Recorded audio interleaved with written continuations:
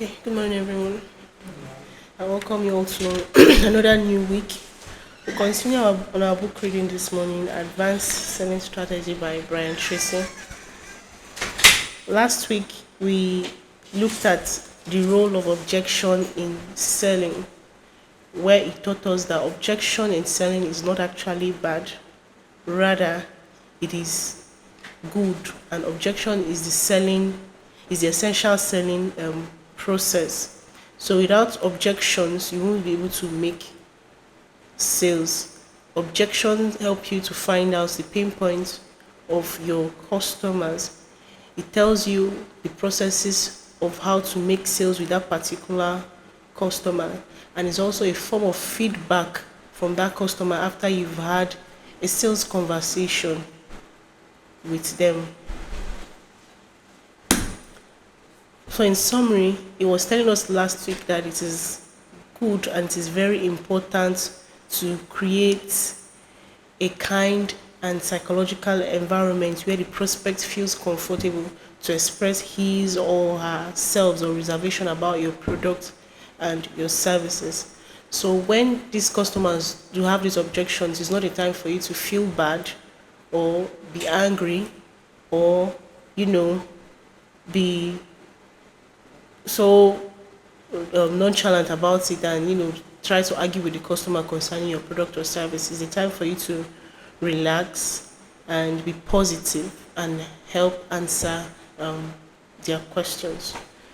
Today, in our book reading in chapter 10, like I said, our topic in chapter 10 is closing the sales, the end game of selling.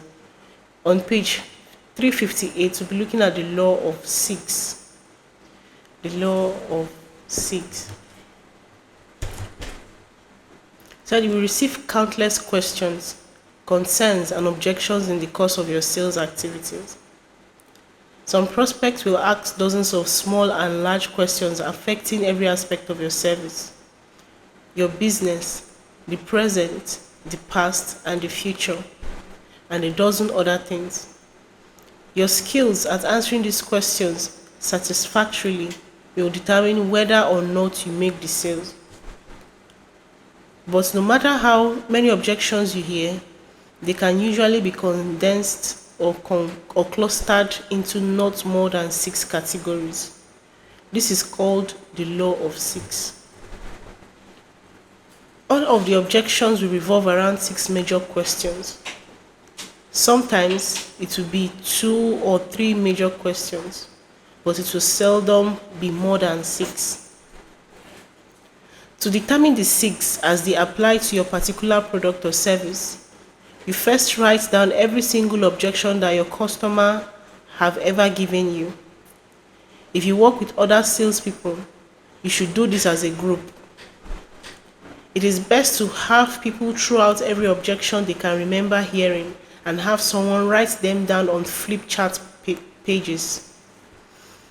Tape the sheets up on the wall so that everyone can see them. Keep writing until no one can think of any anymore.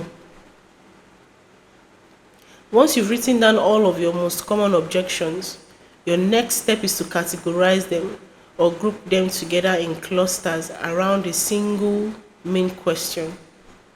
For example, you may find that the objections you hear most cluster around the following 6 questions. 1. Price.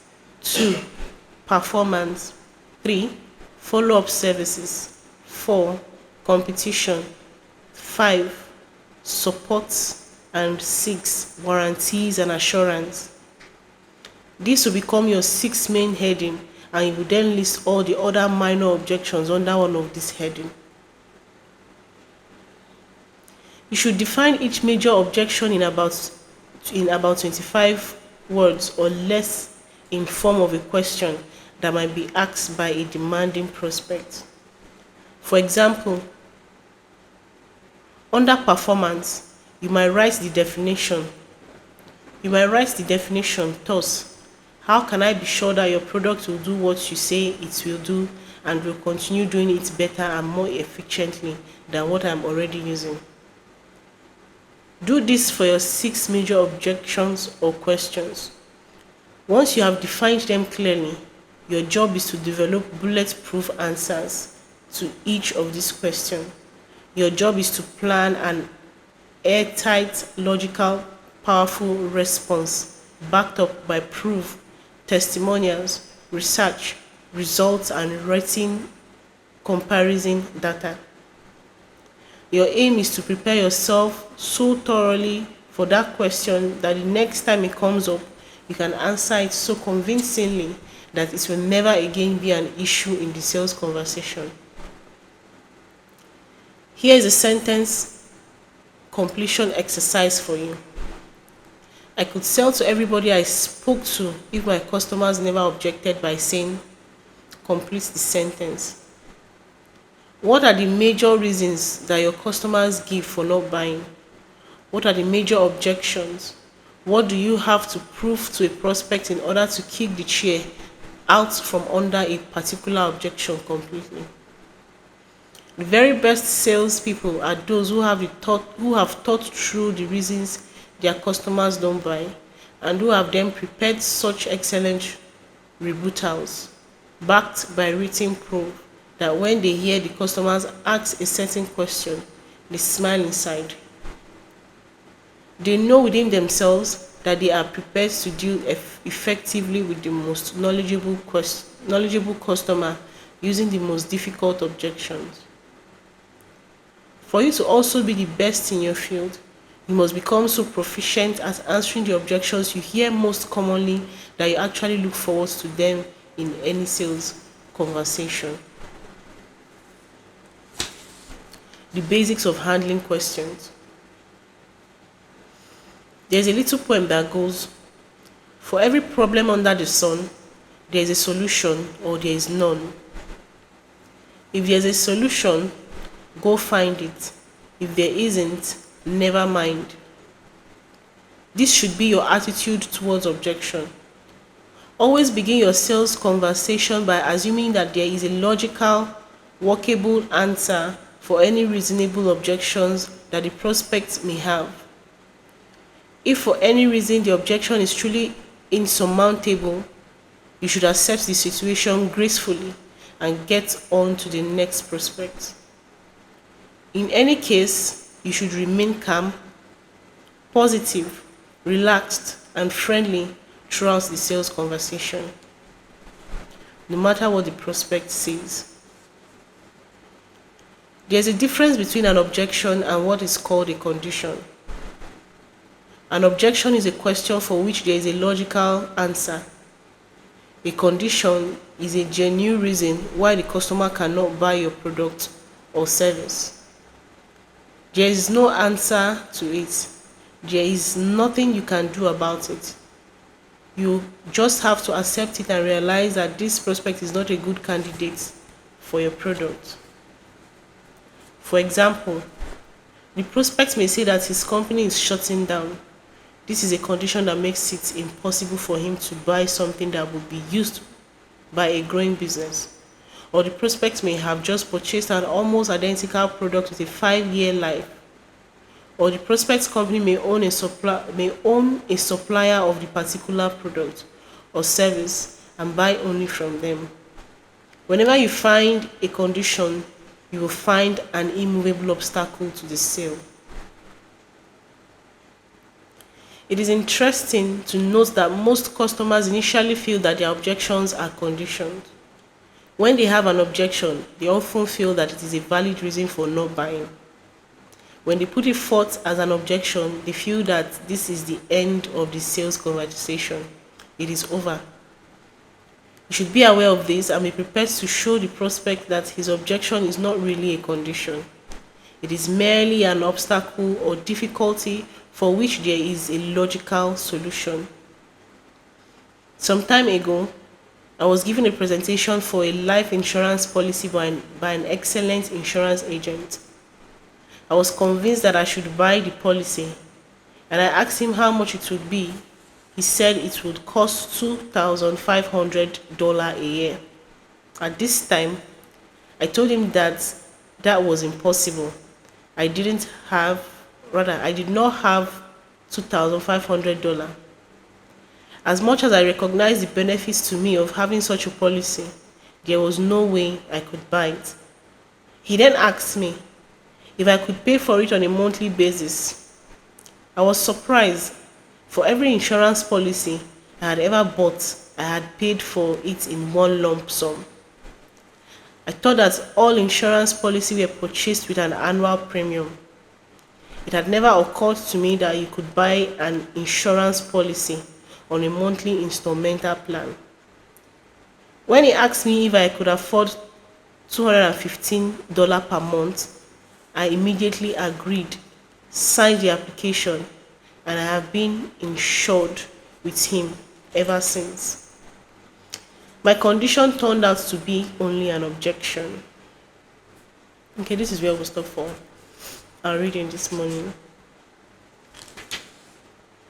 We looked at the law of six and the basics of handling questions.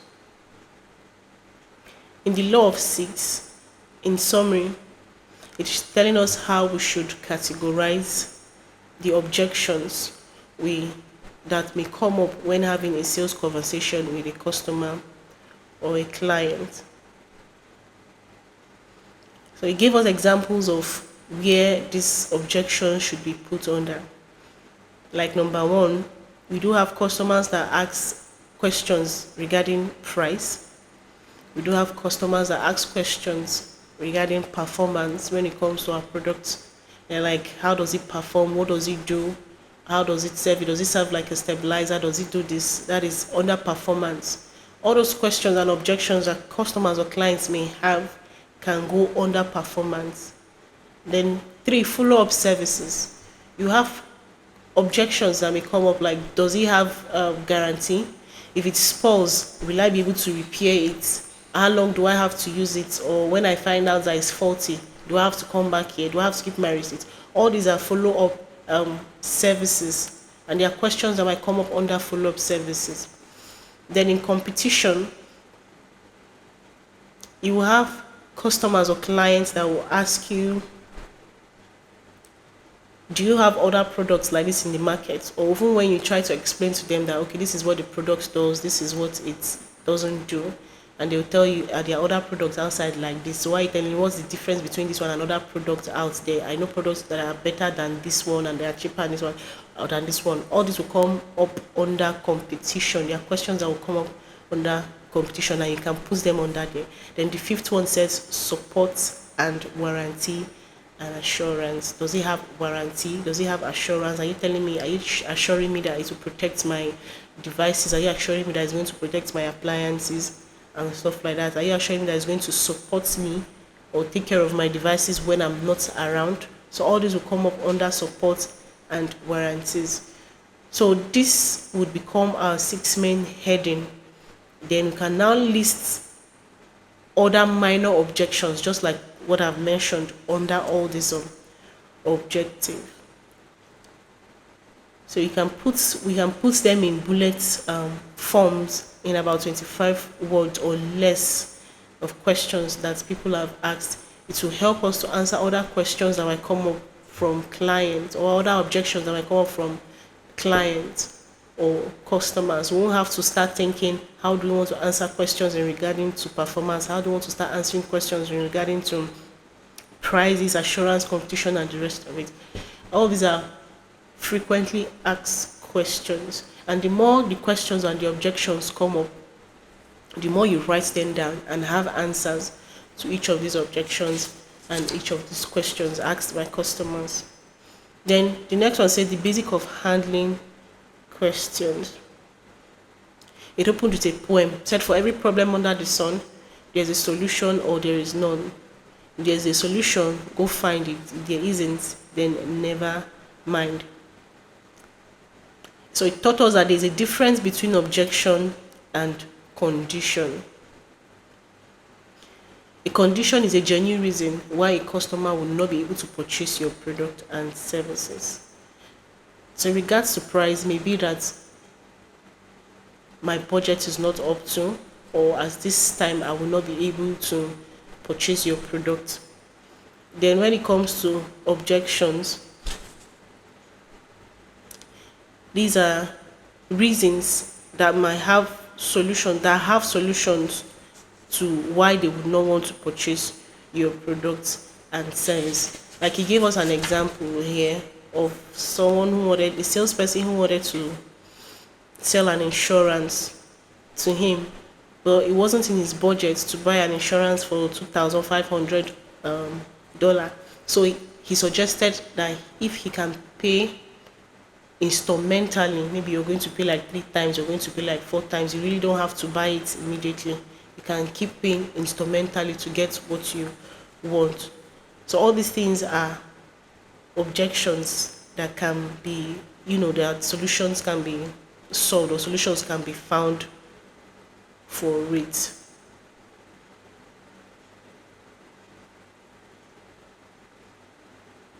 Okay, so that's just a brief summary of our reading for this morning.